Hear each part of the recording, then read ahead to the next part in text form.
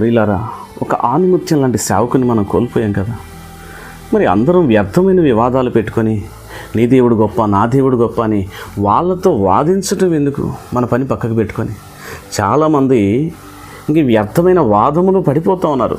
పౌలు గారు తిమోతికి ఏం చెప్పాడో తెలుసా? ఒక మాట చదువుదామా? ఒక మాట చదివితే 1 తిమోతి 6వ అధ్యాయం 3-4 వచనాలు కనుక చదివితే, ఎవడైనను మన ప్రభు అయిన యేసుక్రీస్తు యొక్క హితవాక్యములను, ఆరోగ్యకరమైన వాక్యములను, దైవభక్తి అనుగుణ్యమైన బోధను అంగీకరింపక భిన్నమైన బోధను ఉపదేశించిన ఎడల, భిన్నమైన బోధను ఉపదేశిస్తే వాడేమీ ఎరుగక తర్కములను గూర్చియు వాగ్వాదములను గూర్చియు వ్యర్థముగా ప్రయాసపడుచు గర్వాంధుడగును.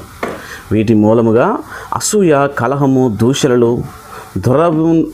దురనుమానములను, చెడిపోయిన మనస్సు కలిగి సత్యహీనమైన దైవభక్తి లాభసాధకం అనుకున్న మనుషులు వ్యర్థ వివాదములు కలుగుచున్నవి. ఇది వండర్ఫుల్ మాట కదా. దేని కలుగుతున్నట్టే? విభేదాలు ఎందుకు కలుగుతున్నాయి? అసలు నీ దేవుణ్ణి ప్రకటించకుండా వ్యర్థమైన వివాదాల్లో పడిపోయి, వ్యర్థమైన వివాదాలను బట్టే కదా ఇవన్నీ వచ్చాయి.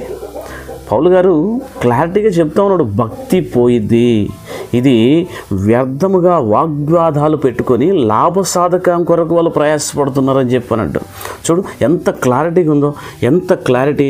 వాడు ఏమీ ఎరుగక తర్కములను గూర్చి వాగ్వాదములను గూర్చి వ్యర్థముగా ప్రయాసపడుచు 4:6 1 తిమోతి 6:4 చెప్తే, ప్రయాసపడుచు గర్వాంధుడగును. వీటి మూలముగా అసూయ, కలహములు, దూషములను, దురనుమానములను, చెడిపోయిన మనస్సు కలిగి సత్యహీనమైన దైవభక్తి లాభసాధకం అనుకుని మనుష్యుల వ్యర్థ వివాదములను కలుగుచున్నవట. ఇదేమైందట? సత్యం హీనమైపోయింది.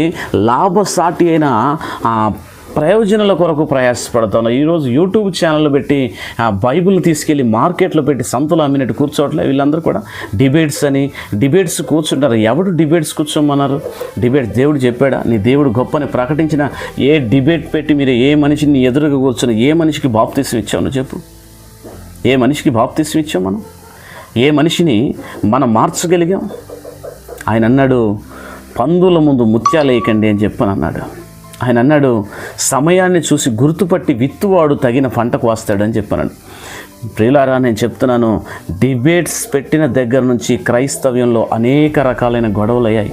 ఈరోజు బయటికి వెళ్ళలేని పరిస్థితి ఎందుకంటే డిబేట్స్. ఈరోజు సువార్త ప్రకటించలేని పరిస్థితి ఎందుకంటే డిబేట్. ఈరోజు అనేక మందిని ఆప్యాయంగా మందలించకుండా ఉండడానికి గల కారణం ఏంటంటే డిబేట్స్. ఈ డిబేట్స్ అన్నవి నశిస్తేనే కానీ క్రైస్తవ్యం బాగుపడదు.